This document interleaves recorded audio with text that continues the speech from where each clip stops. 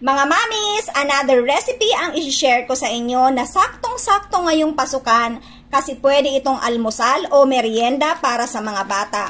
Gagamit ako dito ng Jolly Mushroom Pouch. Pwede kayong pumili kung gusto nyo yung whole or pieces and stems. So gagamit ako dito ng 2 pouch ng pieces and stems. Sasalain ko lang ito at imimins ko lang siya. So, medyo maliliit ang kailangan natin. Hindi lang ito masarap, pero masustansya dahil ang Jolly Mushroom ay rich in fiber, protein, at antioxidants. After nating mahiwa-hiwa, iset aside at ready na tayong magluto.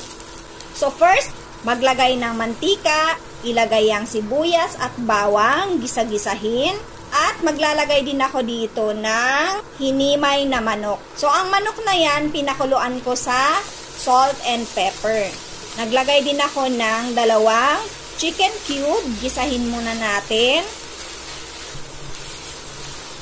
Maglagay din tayo ng ground black pepper. So, igigisa lang natin ito mga mamis. At ilalagay na natin ang Jolly Mushroom na prepare natin kanina. Isasama natin yan sa paggisa. Isunod na din natin ang sweet ham na hiniwa ko ng maliliit. Ilagay ko na din dito yung ating elbow macaroni. At naglagay din ako dito ng sabaw ng manok na ginamit natin sa pagpapakulo. Sobrang malasa kasi yan mga mamis. Tapos, takpan natin at pakuluin.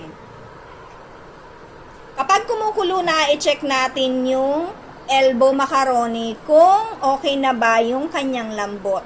So, i-check natin yan dito sa part na to at kapag hindi pa, takpan ulit natin at hintayin natin na maging al dente yung ating elbow macaroni. So, dapat hindi pa siya fully cooked. So, maglalagay na din ako dito ng mixed veggies. Sobrang nutritious nito mga mamis dahil may gulay siya.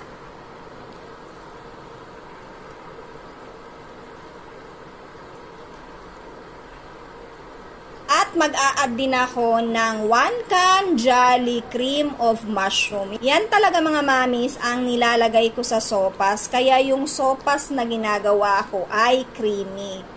Kahit marami siya, pero creamy siya. Mag-add na din tayo ng 1 lata ng evap milk.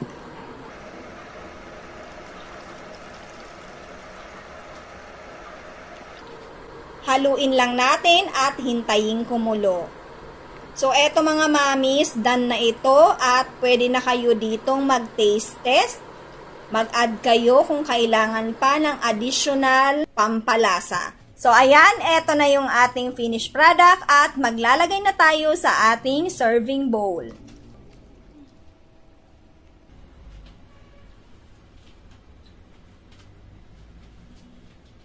At syempre, hindi natin papalipasin ang tikiman time.